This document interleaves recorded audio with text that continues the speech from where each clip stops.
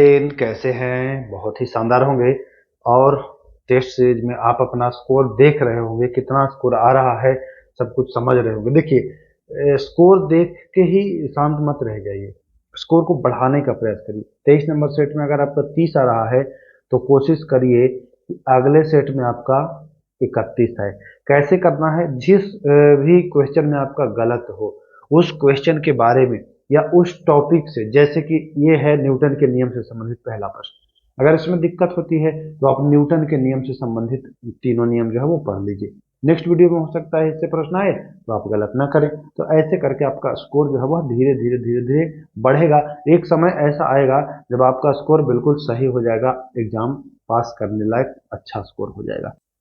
तो दोस्तों, मैं ये बता रहा हूँ कि जो शाम को आप लोग को टेस्ट मिलता था वो अब आपको मॉर्निंग में ही अपलोड हो जाए करेगा। सुबह 6 बजे आपको प्रतिदिन, जी हाँ, सुबह 6 बजे आपको प्रतिदिन टेस्ट मिल जाएगा, ताकि दिन भर आप अच्छे से देख सके। शाम को दे रहा था तो थोड़ी दिक्कत आपको हो रही थी, कुछ लोगों को, क्रिकेट प्रेमियों को भी दिक्कत हो रही थी क्रिकेट के समय में, है ना। और फिर रात को नहीं देख पा रहे थे लोग। तो चलिए, आज से ही आपको सुबह डेली ये टेस्ट मिलना प्रारंभ हो जाएगा।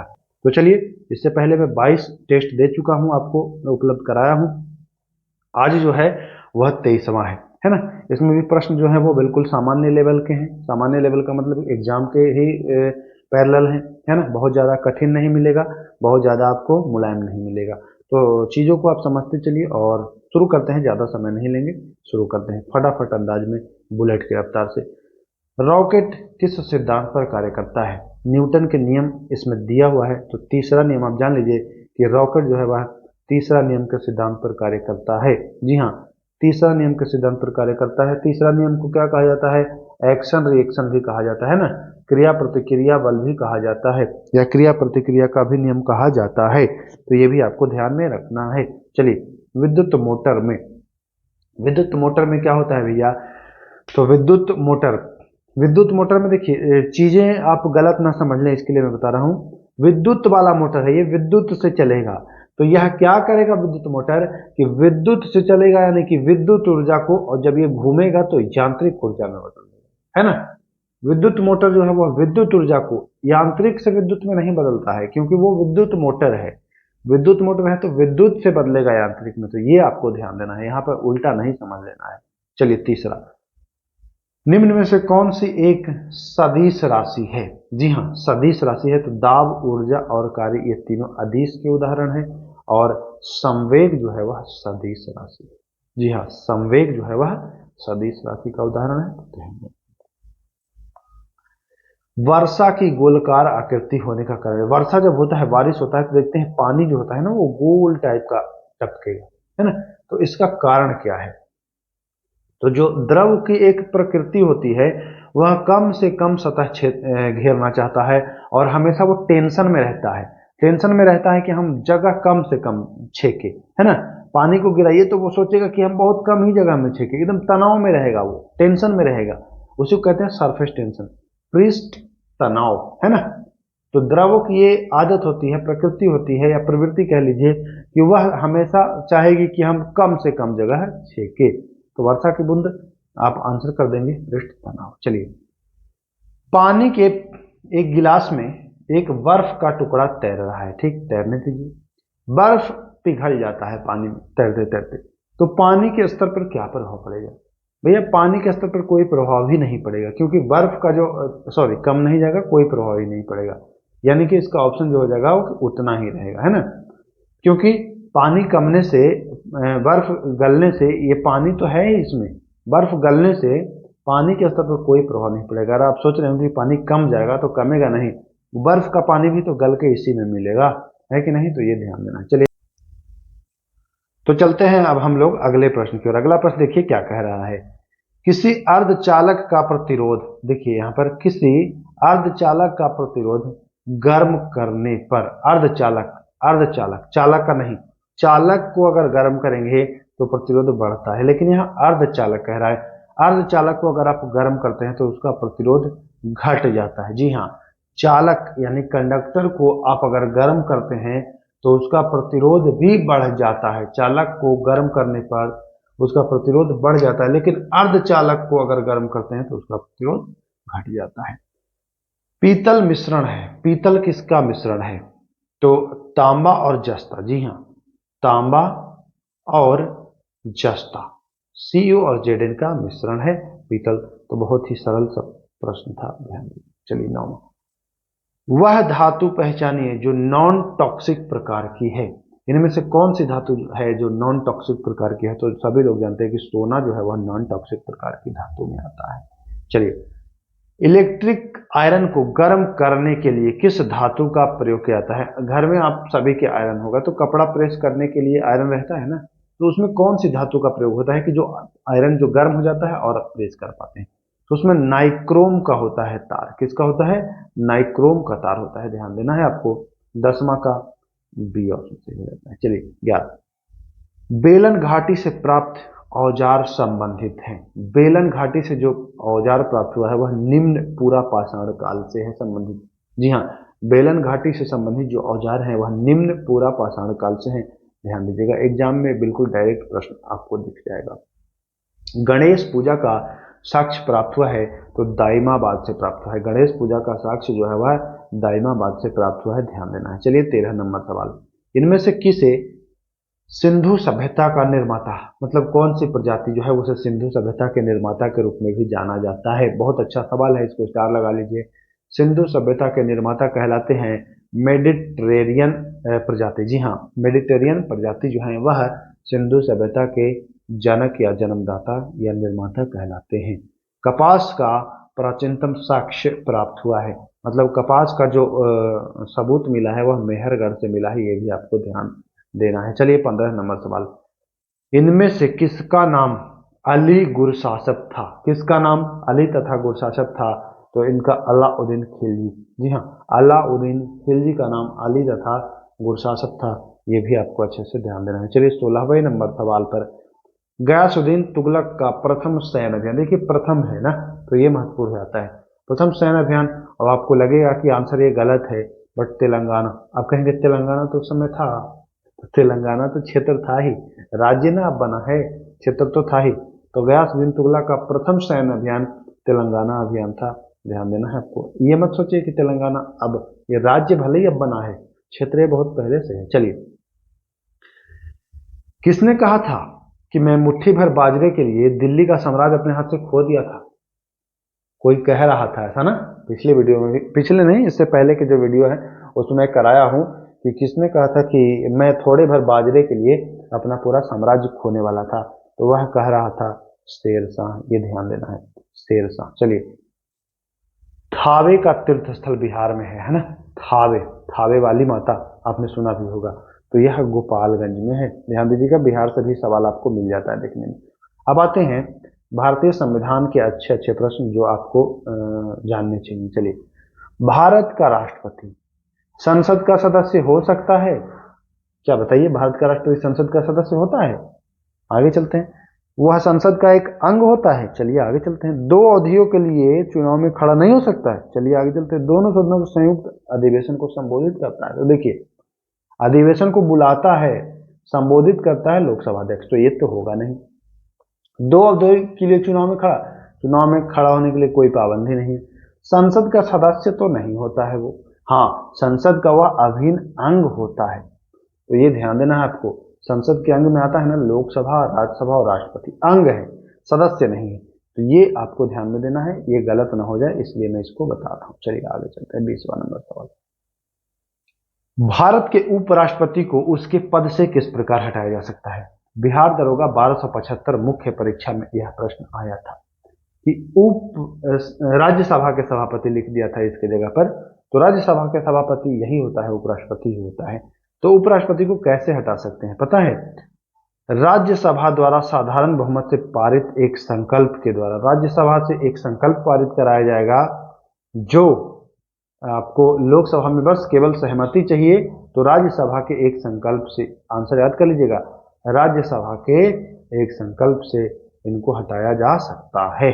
चलें आगे, चलिए, संसद के 2 सत्रों के बीच अधिकतम अंतराल की अवधि, मतलब पहला सत्र हुआ, अब दूसरा सत्र हुआ, तो कितने दिन गैप आप कर सकते हैं? तो मैक्सिमम आप 6 माह, इससे ज्यादा आप अंतर नहीं रख सकते हैं, 6 माह ही अंतर रख सकते हैं, तो ये भी ध्यान देना है। चलिए 22वां सवाल बहुचर्चित सवाल है, बहुत बार पूछा गया है। भारत में संसद के कोरम की संख्या कितनी है? संसद का कोरम है ना, कितने सदस्य कम से कम होने चाहिए तब संसद जो है वह सत्र उसका चलेगा?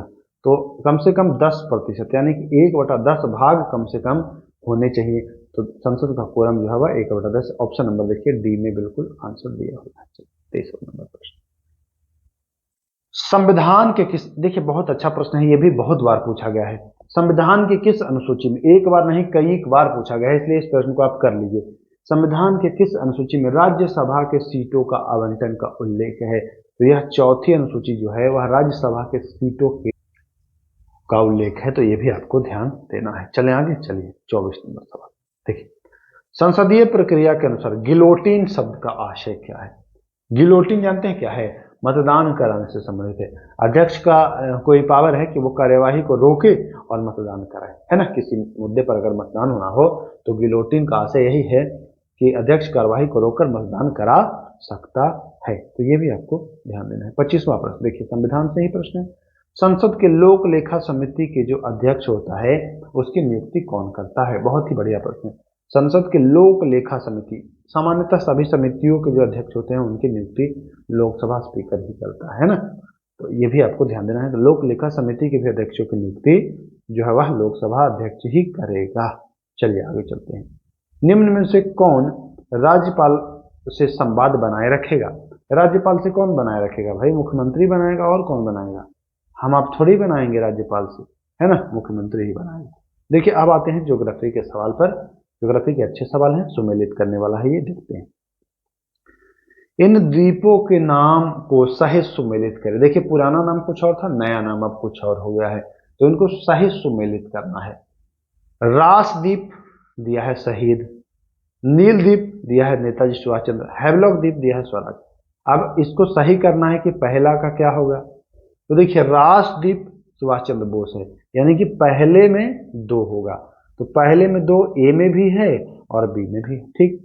नील जो द्वीप है वो शहीद को है, शहीद का नाम है नील द्वीप, है ना, नील द्वीप का नाम शहीद द्वीप पड़ गया है। तो दूसरा का सी, तो ये पहला का बी और दूसरा का सी। हैवलॉक द्वीप, हैवलॉक द्वीप, तो तीसरा का, तो तीसरा का हो जाएगा क्या आपका? तीसरा का ए, तीसरा का है। तो देखिए ये यहां भी गड़बड़ है ना, फिर से इसको मैं बता रहा हूं, कहां गया, इसको मिटाता हूं ना। देखिए पहला है नील को शहीद करेंगे तो दूसरा में ए कर देंगे, तो दूसरा में ए कर देंगे, नील को शहीद, ठीक। रास को कर देंगे बोस, है ना, तो पहला में दू, यानी कि एक में दू, तो एक में दू और दू में एक, एक में दू और दू में एक, हैवलॉक स्वराज, कोई दिक्कत ही नहीं है, यानी कि ए ऑप्शन सही हो जाएगा। पहला का बी, दूसरा का ए, तीसरा का सी, कोई दिक्कत नहीं। चलिए आगे 28वां, भारत तथा श्रीलंका के मध्य, थोड़ा सा जटिल प्रश्न है लेकिन भाई अब एग्जाम में तो आता है तो करना तो पड़ेगा ना। भारत श्रीलंका के मध्य सीमा बनाने वाले स्थानों को दक्षिण से उत्तर के क्रम में रखें। दक्षिण से उत्तर, जो भारत और श्रीलंका का जो ये है, तो दक्षिण से उत्तर, ये दक्षिण है, दक्षिण उत्तर उत्तर, ऐसे ये वाला स्थिति बताना है। पहला है मन्नार की खाड़ी, आदम का पुल, पंबन द्वीप और पाक की खाड़ी। तो देखिए पाक की खाड़ी सबसे उत्तर में हो जाएगा, तो पाक की खाड़ी 4 में है ना, तो दक्षिण से उत्तर यानी कि 4, ये लास्ट में होगा 4, लास्ट में होगा 4, फिर हो जाएगा पंबन। अच्छा सीक्वेंस में है ही, देखिए पहला मन्नार हो जाएगा, फिर दूसरा आदम का पुल हो जाएगा, तीसरा पंबन द्वीप हो जाएगा, चौथा पाक की खाड़ी। देखिए ये है मन्नार, ठीक, उसके बाद है आदम का पुल, क्योंकि दक्षिण से उत्तर कह रहा है, दक्षिण से उत्तर, उत्तर से दक्षिण नहीं, तीसरे पर हो जाएगा पंबन द्वीप और चौथे पर हो जाएगा पाक की खाड़ी। तो ये सीक्वेंस, ये इसको याद कर लीजिए, इसको आप याद कर लीजिए। दक्षिण में मन्नार है, फिर उसके थोड़ा सा उत्तर में आदम का पुल है, फिर थोड़ा सा उत्तर में पंबन द्वीप है, फिर थोड़ा सा उत्तर में जो है वह ये पाक की खाड़ी है। तो मेरे हिसाब से आप इसको देख चुके हैं, आप समझ भी चुके होंगे। चलिए ए ऑप्शन इसका भी सही हो जाएगा। चलें आगे, चलिए 29, 8 डिग्री चैनल किन के मध्य स्थित है? 8 डिग्री चैनल की बात कर रहा है तो मालदीव और मिनी का है। जी हाँ, 8 डिग्री चैनल मालदीव और मिनी का। तो मालदीव और मिनी का जो है वह सी यानी कि आंसर बिल्कुल इसका सही हो जाएगा। चलिए, इनमें से कौन राष्ट्रीय विरासत पशु है? अच्छा प्रश्न है, स्टार लगा लीजिए। राष्ट्रीय विरासत पशु अक्सर आप लोग को किसी को मोर लग जाएगा, किसी को हिरन और किसी को बाघ, बट जो राइट आंसर है वह है हाथी। यह भी आपको ध्यान देना है, हाथी इसका राइट आंसर है। चले आगे, चलिए। जैव विविधता शब्द का प्रयोग सर्वप्रथम किसने किया था? स्टार लगा लीजिए। जैव विविधता शब्द का जो सर्वप्रथम प्रयोग किया था वह था रॉजन। जी हाँ, रॉजन नाम था इनका, तो ध्यान दीजिएगा, रॉजन ने किया था। चलिए आगे, 32 नंबर सवाल। वाशिंगटन कन्वेंशन अस्तित्व में कब आया? वाशिंगटन कन्वेंशन अस्तित्व में आया था वर्ष 1975 में आया था। हाँ, 1975 में आया था, ठीक ना।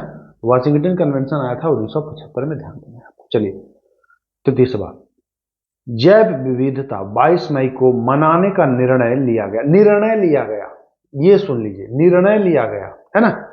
कहां लिया गया? नैरोबी में सम्मेलन जो हुआ, वियना में हुआ, ब्राजील में या ईरान में? तो नैरोबी में हुआ था सम्मेलन, इसी में निर्णय लिया गया था 22 मई को जैव विविधता दिवस मनाया जाएगा।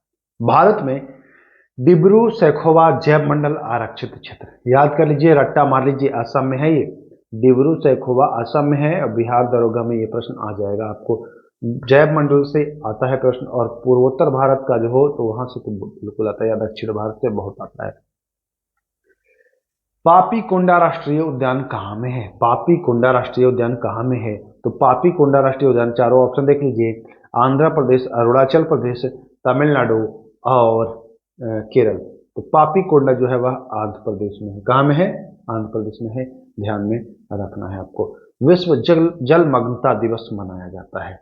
विश्व जलमग्नता दिवस जो है वह 2 फेब को मनाया जाता है, 2 फरवरी को मनाया जाता है। देखिए, पर्यावरण दिवस से संबंधित मैं आपको वीडियो उपलब्ध करा चुका हूं, जाकर के देख लीजिए। पर्यावरण के जो जितने दिवस हैं, कब क्या मनाया जाता है, सबको मैं एक वीडियो में उपलब्ध आपको करा चुका हूं, तो वहां जाकर के देख लीजिए आप। चलिए, 37 नंबर प्रश्न।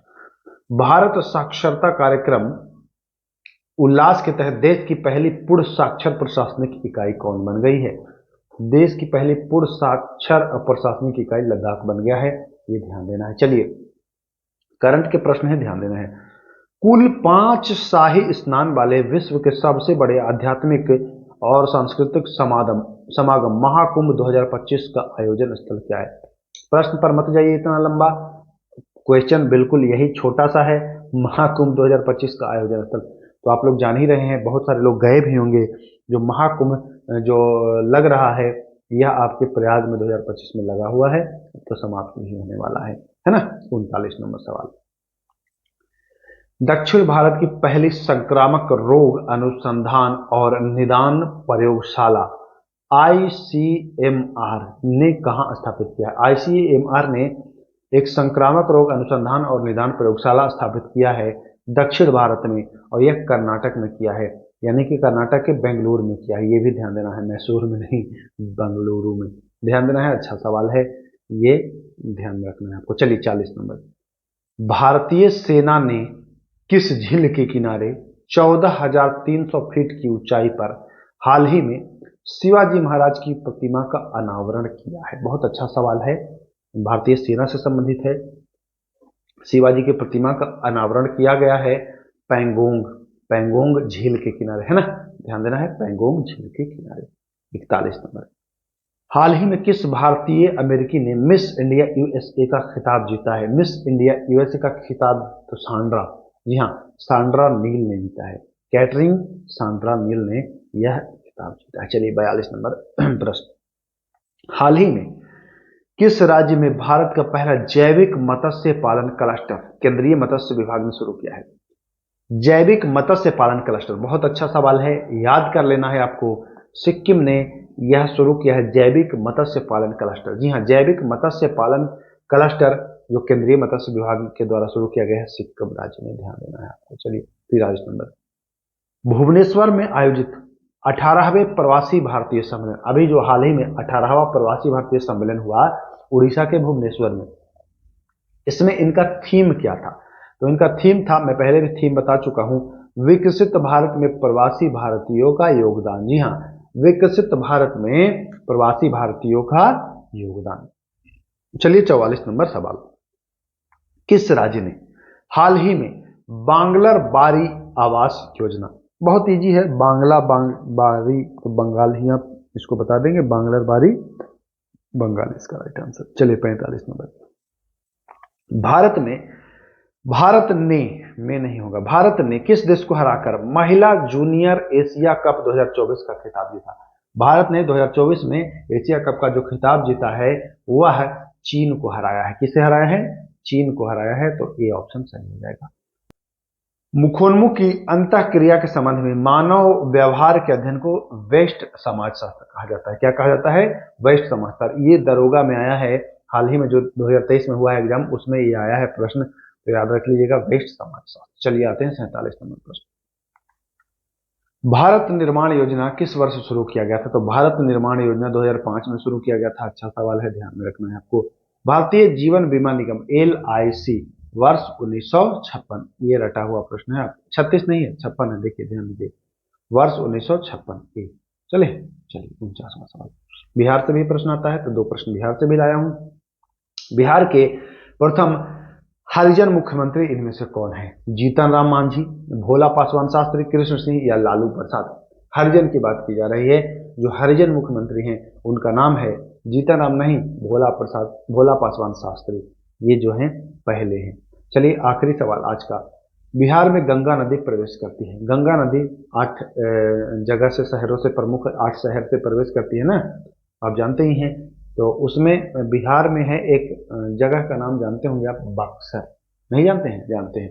तो बिहार में गंगा बक्सर से भी प्रवेश करती है, तो सी आंसर बिल्कुल सही हो जाएगा।